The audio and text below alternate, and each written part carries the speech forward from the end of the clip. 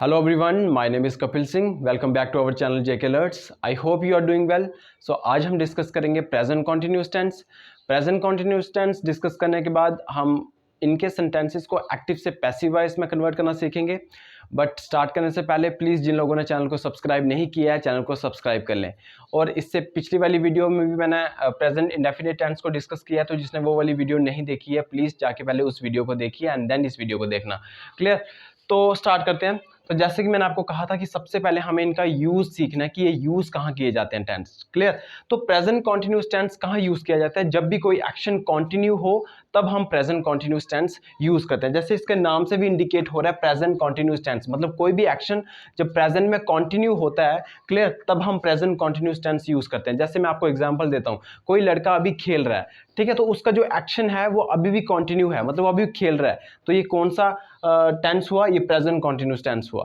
Clear? जैसे अभी मैं आपको पढ़ा रहा हूँ, ठीक है, और ये प्रेजेंट में है और मैं अभी भी कंटिन्यू कर रहा हूँ इस चीज़ को। क्लियर? तो ये कौन सा टेंस हुआ? ये प्रेजेंट कॉन्टिन्यूस टेंस हुआ। तो कोई भी एक्शन जब कंटिन्यू हो, ठीक है, तब आपको क्या यूज़ करना है? प्रेजेंट कॉन्टिन्यूस टेंस यूज़ करना है। क्लियर? अब क्वेश्चन ये दिमाग में आता है कि इस तरह के जो टेंस होते हैं, जब हमें सेंटेंसेस बनाने होते हैं तो किस तरह का स्ट्रक्चर होता है उन सेंटेंसेस का। ठीक है, तो अब डिस्कस करते हैं स्ट्रक्चर के बारे में कि प्रेजेंट कॉन्टिन्यूस टेंस का जो स्ट्रक्चर होते हैं, क्लियर, वो कैसा होता है।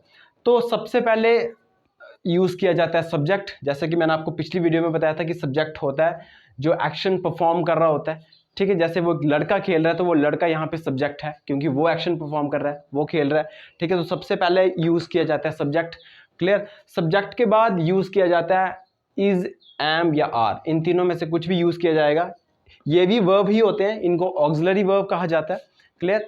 फिर उसके बाद आएगा मेन वर्ब। ठीक है, अब क्वेश्चन ये दिमाग में आता है कि इज कब आएगा, एम कब आएगा, आर कब आएगा। तो आपको पता है एम जो है वो आई के साथ यूज़ किया जाता है, इज जो है वो सिंगुलर सब्जेक्ट के साथ यूज़ किया जाता है, आर जो है वो प्लूरल सब्जेक्ट के साथ यूज़ किया जाता है।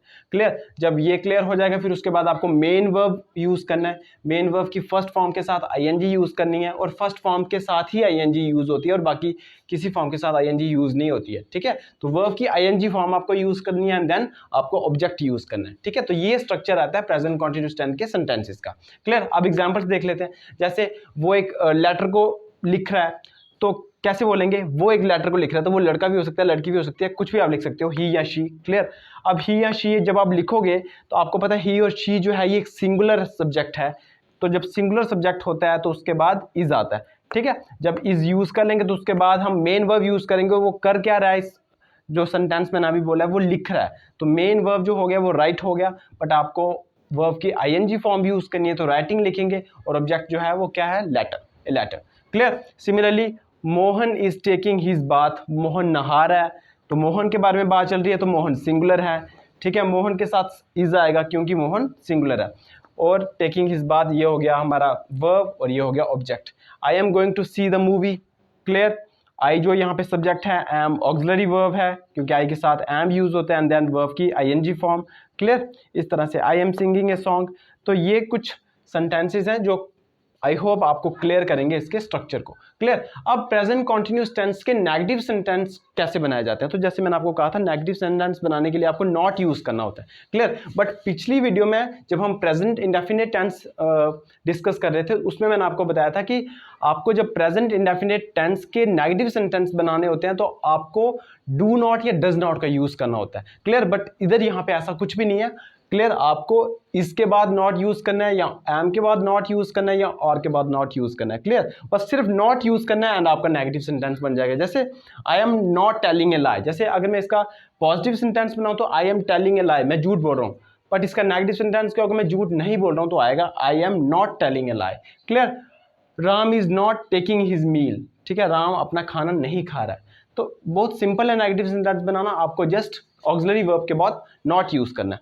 अब बात करते हैं इंटरोगेटिव सेंटेंस। इंटरोगेटिव सेंटेंस जिसमें हम क्वेश्चन पूछते हैं किसी से, तो मैंने आपको कहा था इसका स्ट्रक्चर कैसा रहता है, या तो कोई WH फैमिली वाला वर्ड या हाउ वगैरह कोई वर्ड्स अगर आए, ठीक है, तो वो आपको लिखना है। उसके बाद सबसे पहले आपको ऑक्सिलरी वर्ब लिखना है। ऑक्सिलरी वर्ब आपको पता है सब्जेक्ट के बाद जो वर्ब यूज किया जाता है वो ऑक्सिलरी वर्ब होता है, या तो आएगा इज, या तो एम, या तो आर, वो डिपेंड करेगा सब्जेक्ट के ऊपर। अगर सब्जेक्ट सिंगुलर होगा तो इज आएगा, सब्जेक्ट प्लूरल होगा तो आर आएगा, एंड सब्जेक्ट आई होगा तो एम आएगा। फिर उसके बाद वर्ब की ING form and then object.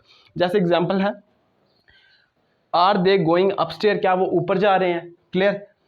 Are we playing hockey, क्या हम खेल रहे हैं, ठीक है। अगर मैं आपको ये वाला बताने की कोशिश करूं कि जब WH कब यूज होगा, जैसे आप वहां पे क्यों जा रहे हो तो why are you going there, ठीक है, why are you going there, clear, मतलब यहाँ पे WH वाला वर्ड आ गया, क्लियर। तो ये था प्रेजेंट कॉन्टिन्यूस टेंस। अब हमने सीखना है कि किस तरह से प्रेजेंट कॉन्टिन्यूस टेंस के जो सेंटेंसेस होते हैं उनको हम एक्टिव से पैसिव वॉइस में कन्वर्ट कर सकते हैं। सो किस तरह से पैसिव वॉइस बनाया जाता है अब सीखते हैं। जैसे आपको पता है कि प्रेजेंट कॉन्टिन्यूस टेंस के जो सेंटेंसेस होते हैं उनका स्ट्रक्चर इस तरह से रहता है, सब्जेक्ट प्लस इजएमआर प्लस वर्ब की आईएनजी फॉर्म प्लस ऑब्जेक्ट, तो ये होगा active voice.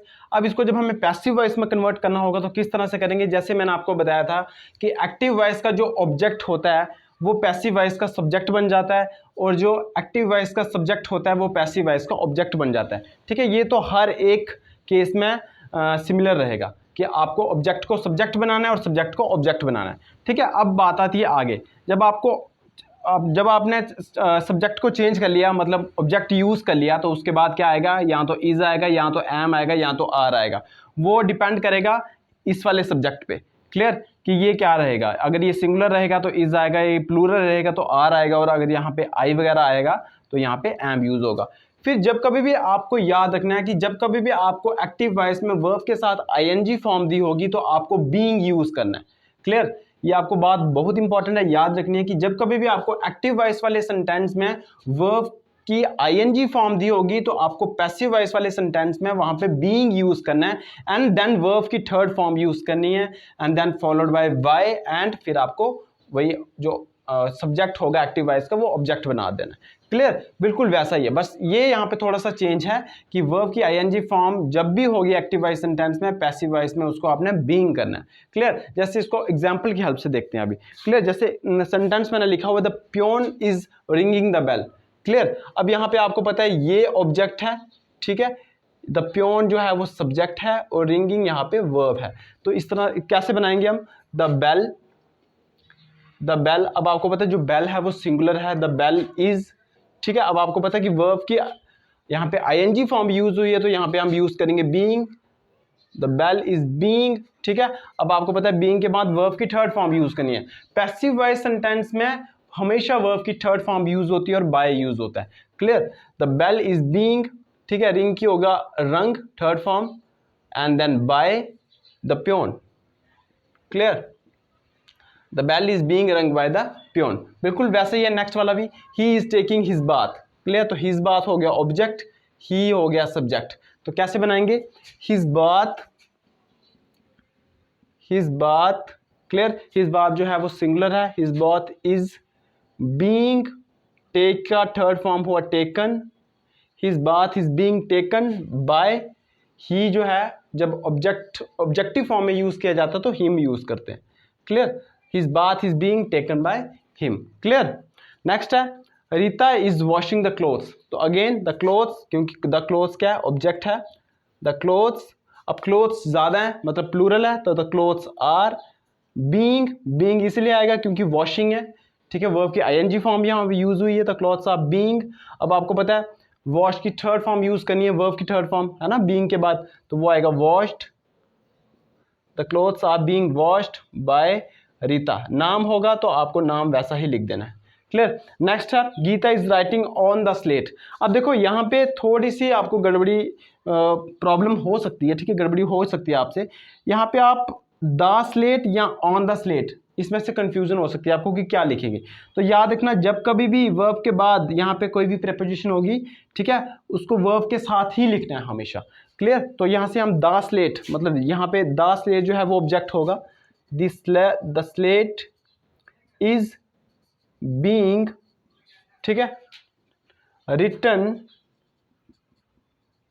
on by the Gita, ठीक है। ये आपको बात याद रखनी है कि जब कभी भी वर्ब के साथ ये जो प्रेपोजिशन है वो यूज हुई होगी तो आपको वर्ब के साथ ही प्रेपोजिशन यूज करनी है। The slate is being written on by the Gita.